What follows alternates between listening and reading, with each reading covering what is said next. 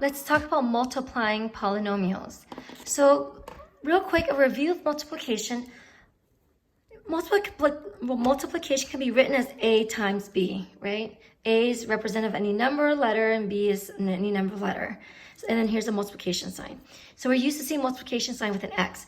It could also be written as A times B like that with a dot. It could be written with parentheses, A parentheses B, or parentheses around both of them, or just parentheses around one of them, right? So if you have something with the parentheses right next to it without adding a subtraction sign, but just right next to it, that's considered multiplication. So here, let's go ahead and take a look at number 21. So number 21 here says to rewrite without parentheses. In other words, they're asking you just to multiply the polynomial. So when you multiply the polynomial, if you remember, if you have, this is a negative something times this. So it's a multiplication because there's parentheses right next to it. So here, to multiply, all you need to do is just to distribute. So you distribute through. You distribute through this with this. So when you distribute this through, negative 5 times 9 gives you negative 45. And then I have x squared, y to the 6th, y to the 4th. What happens when you multiply this? So a review of, so when you multiply exponents, we need to also remember review of product rule. Product rule of exponents. So remember the product rule of exponents says that if you have a to the m times a to the n, if you have exponents, what do? The exponents? You add them, right? So the product rule says you add the exponents. So therefore, when you look at this problem here, x squared y to 6 times y to the 4th, you add the exponents that have the same variable. So x squared is just x squared. Y to the 6th, y to the 4th, if you multiply these y to 6 times y to the 4th, you add the exponents, so you get y to the 10th. So here we multiply this. Then I multiply this times this here. Negative 5 times 6 is positive 30. X squared y6 times x, well, the ones with the same base is x squared and x. And remember, this is x to the first. So when I multiply these two, I add the exponents. 2 plus 1 is 3. So I get x cubed, and then y to the 6 just stays as is.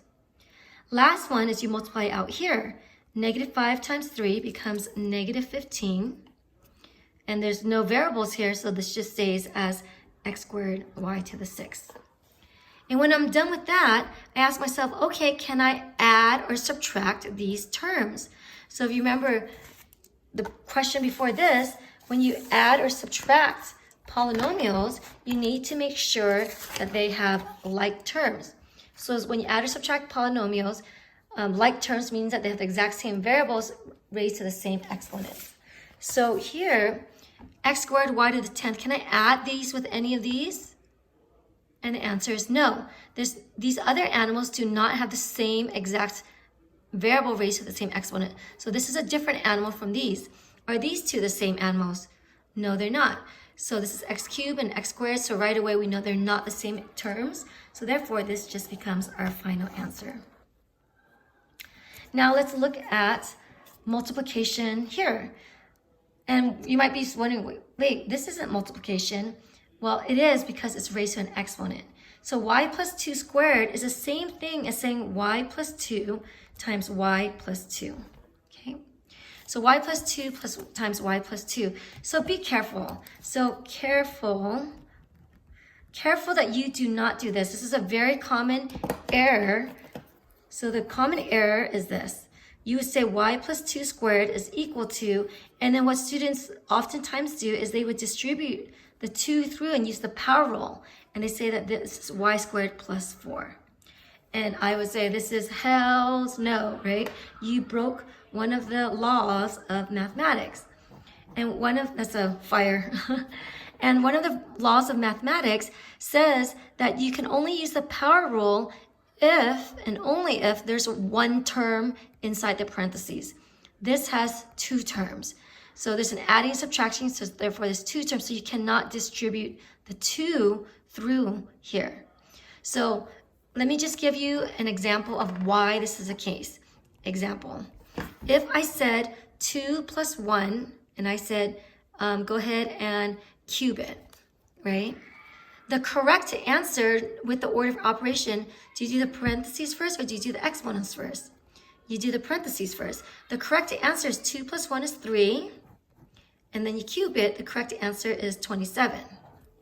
Now, if you did not do that and you did the hells no, where you didn't realize, oh, there's 2 terms here, I cannot use the power rule. A lot of students tend to do this. They said, okay, 2 to the cube plus 1 to the cube. They distribute the exponent through to everything inside the parentheses. Notice what happens with that. 2 cubed is 8, 1 cubed is 1, and then they said the answer is 9.